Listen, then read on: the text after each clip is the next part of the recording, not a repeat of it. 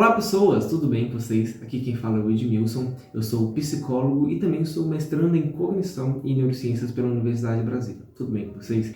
Esse vídeo vai ser um vídeo um pouquinho diferente dos vídeos que eu costumo fazer aqui no meu canal. Nesse vídeo eu vou fazer um react em relação ao último vídeo do Gaveta, onde ele falou sobre TDAH. Ele já tinha feito um primeiro vídeo em relação a esse tema, tentando falar alguns conceitos básicos em relação ao TDAH e sobre como que é a vida de uma pessoa que tem TDAH. E agora nesse segundo vídeo, ele traz um vídeo tentando desmistificar algumas crenças que as pessoas têm em relação a essa condição, né? O que é um vídeo que é uma proposta extremamente louvável, assim, extremamente interessante. Porém, quando a gente está falando de um vídeo que fala sobre um transtorno psicológico, psiquiátrico, que é dirigido, né, e conduzido por uma pessoa que não é um profissional de saúde mental, a gente acaba sendo sujeito a algumas gafes e alguns problemas conceituais que as pessoas acabam falando, né? Então, o meu intuito desse vídeo é poder falar um pouquinho em relação ao que o Gaveta falou, né? Que eu considero que tem alguns problemas conceituais ali, e tentar explicar para vocês melhor em relação a esse conceito, tá?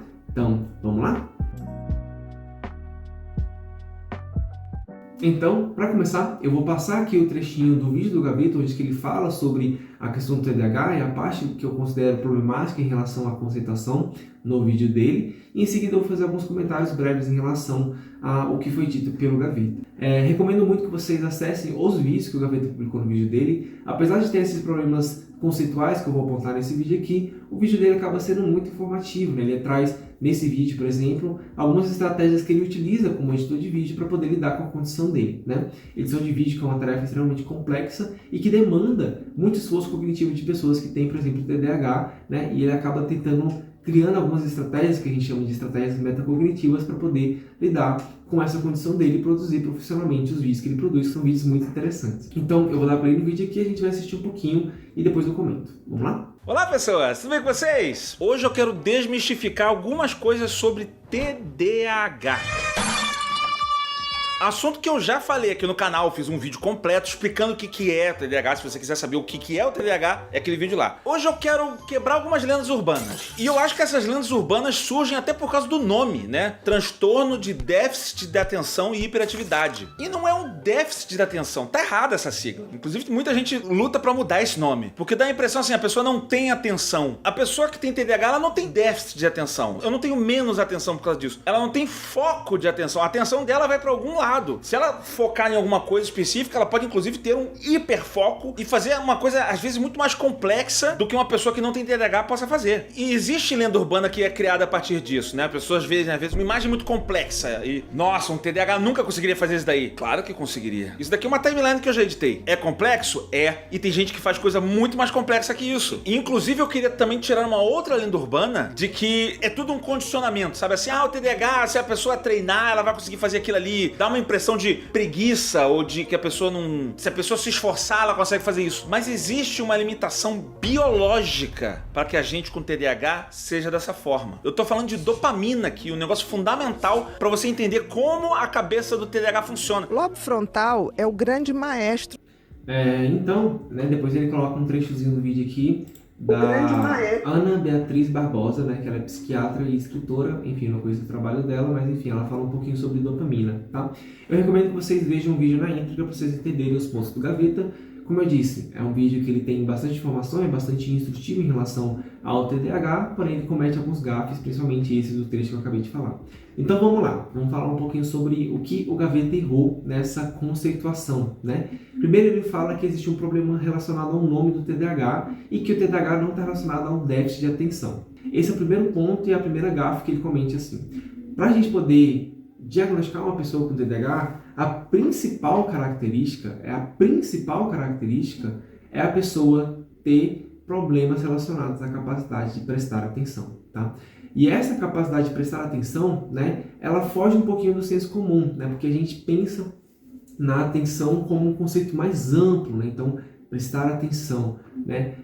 Porém, quando a gente trabalha nessa área, né, seja da pesquisa, seja como psicólogo, psiquiatra, neurologista, a gente tem algumas especificações em relação ao que é a atenção, né, e quais são os tipos de atenção. Ele tenta fazer uma diferenciação em relação à atenção e à capacidade de focalizar as coisas, né, ou seja, não dispersar a atenção para outros estímulos. E isso especificamente é um desses tipos de atenção que a gente avalia para a gente poder entender se a pessoa tem TDAH ou não. Então eu estou falando sobre tipos de atenção, vamos lá tentar colocar na mesa quais são esses tipos de atenção e como isso afeta as pessoas que têm TDAH. Então vamos lá. Um desses tipos de atenção é a atenção sustentada, que ela se refere justamente à capacidade do indivíduo de manter a atenção por algum determinado período de tempo. Esse período de tempo ele é relativo dado à complexidade da tarefa e o quanto aquela tarefa ela é recompensadora para a pessoa que tem TDAH. Então, tarefas muito complexas e que não ativam o sistema de recompensa, ou seja, não são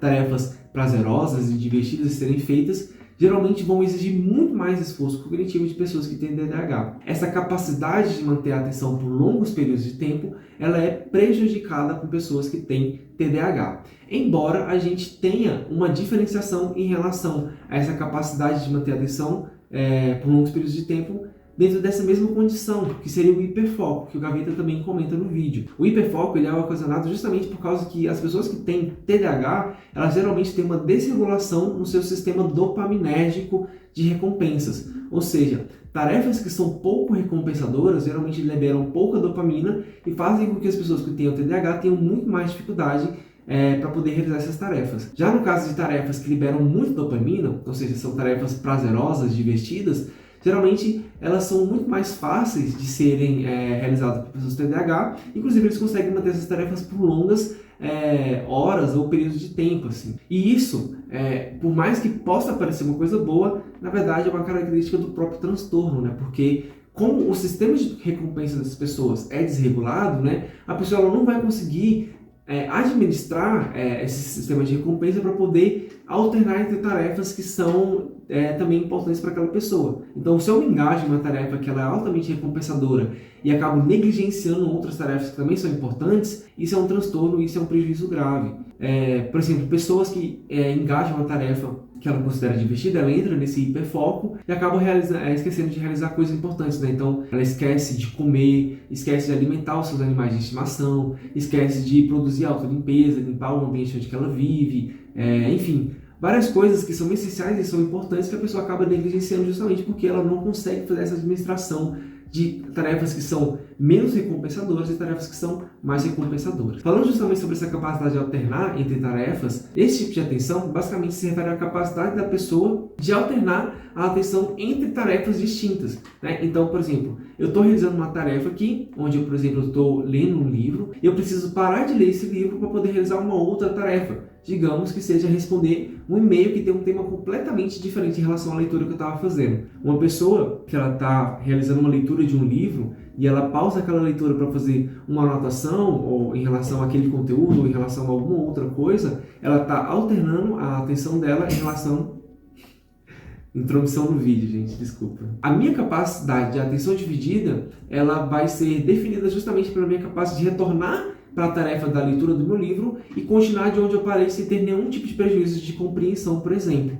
Pessoas que têm TDAH geralmente têm essa capacidade extremamente prejudicada. Obviamente vai depender do nível do TDAH da pessoa, se é um nível leve, moderado ou um nível mais severo ou mais grave, mas no geral essa capacidade também ela é bastante prejudicada em pessoas que têm TDAH. Uma outra característica da atenção, um outro tipo de atenção, seria a atenção seletiva, que se refere à capacidade dos indivíduos de selecionarem estímulos específicos no ambiente em detrimento de outros. Então, retornando para aquele exemplo em relação à leitura, uma pessoa que ela está num ambiente tentando fazer a leitura de um livro, onde tem muitas pessoas circulando, pessoas conversando, barulhos acontecendo, geralmente ela tem que selecionar o estímulo que é de interesse dela, no caso, a leitura do livro, né? Então ela vai selecionar o conteúdo daquele livro em detrimento dos outros estímulos que estão chegando no sistema cognitivo dela, né? Então, sons enfim, pessoas andando, pessoas conversando, e ela faz esse filtro dessas informações para poder selecionar aquilo que é de mais interesse dela, no caso, a leitura do livro e a compreensão daquilo que está sendo lido. Pessoas que têm TDAH geralmente também têm grande dificuldade de realizar